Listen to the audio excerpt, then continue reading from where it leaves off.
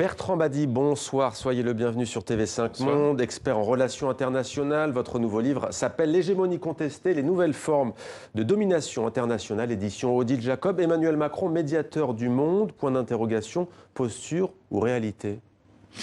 Le président de la République a mis le doigt sur quelque chose qui est central du point de vue des relations internationales. C'est que le monde a complètement changé. Et il a changé en particulier depuis la chute du mur, dont on a célébré le 30e anniversaire. Mais il a changé parce qu'il est passé d'un État international à un État mondial. Et c'est pas du tout la même chose. Et il a changé parce que lorsque le système international dans lequel nous semblons vivre encore s'est constitué au lendemain de la Seconde Guerre mondiale, il y avait 51 membres aux Nations Unies, maintenant il y en a 193. C'est quoi la différence entre international et mondial?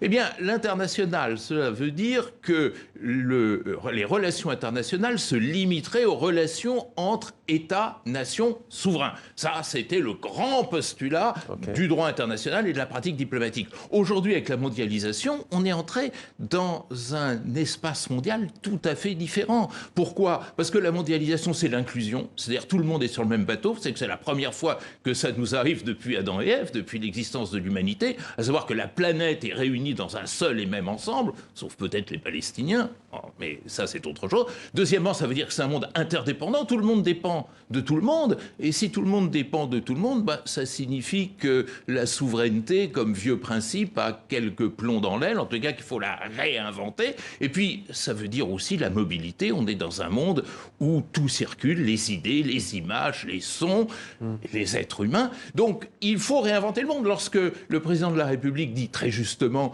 que l'OTAN est une vieille institution, oui, elle appartenait au temps de la bipolarité. Il dit qu'elle est morte cliniquement. Oui, bon, effectivement, quand on parle d'une vieille personne, on n'ose pas trop dire qu'elle est morte cliniquement. Mais enfin, elle appartient, cette institution, à un temps qui est révolu, qui est celui du campisme, comme on dit, c'est-à-dire l'époque où deux camps se faisaient face, et où il y avait, c'est ce que j'explique dans mon livre, des hégémonies claires. Aujourd'hui, l'hégémone ne gagne plus. Ne gagne plus. Les États-Unis n'ont pas gagné une guerre depuis la chute du mur de Berlin. C'est quand même quelque chose d'assez impressionnant qui montre qu'il faut tout réinventer. Or, les politiques étrangères sont terriblement conservatrices. Vous dites gagner la guerre, mais le chef d'état-major de l'armée française le disait récemment, on a du mal aussi à gagner la paix. Il y a aujourd'hui ce forum.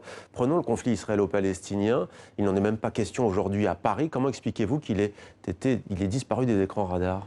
Parce qu'on ne veut pas regarder les formes actuelles de conflictualité en face. Parce qu'on les traite comme de vieux conflits interétatiques. Parce qu'on pense qu'au Moyen-Orient, 2 ou 3 batailles de la Marne pourront régler tous les problèmes. Parce qu'on considère que tout ce qui relève de cette lutte de peuples qui sont encore dans une situation de soumission, les Palestiniens, mais les Palestiniens ne sont pas les seuls, on a vu le problème kurde tel qu'il s'est affiché avec violence encore récemment, on considère que tout cela fait désordre par rapport à ce que l'on entend construire. Et cette espèce de méthode de la cécité, c'est-à-dire cette espèce de façon de régler les problèmes en mettant sous la table ce que l'on ne parvient pas à résoudre, c'est ce qui crée de plus en plus un monde de violence et de tension. Vous parlez donc dans votre livre d'hégémonie, vous dites que l'hégémonie n'est plus ce qu'elle était auparavant. Vladimir Poutine, Donald Trump, Recep Tayyip Erdogan, vous dites que ça banalise la posture contestataire et que cela marque l'inconscience de l'hégémonie.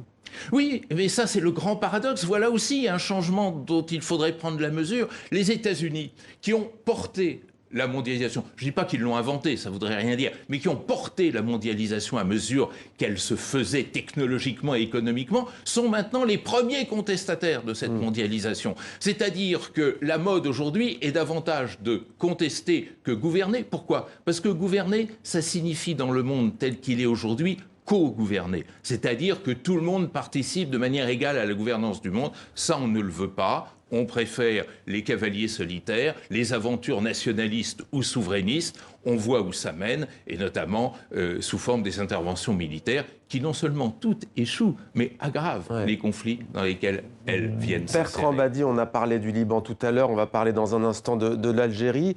On a le sentiment qu'on assiste aussi de plus en plus à des bras de fer entre des peuples et leurs régimes. Quelle lecture faites-vous de ces événements? Le Chili, la Bolivie avec le départ d'Evo Morales pour le Mexique en exil? voilà encore une autre transformation, c'est-à-dire le monde est de plus en plus intersocial, c'est-à-dire c'est le rapport entre les sociétés, la tectonique des sociétés qui est en train de faire l'histoire. Autrefois, le politique c'était le dur, le social c'était le mou, c'est ce qui pouvait se manipuler, se transformer. Aujourd'hui c'est le contraire, le social devient l'élément dur contre lequel le politique ne peut plus grand-chose, quand même il parvient à comprendre ce que signifient ces dynamiques sociales.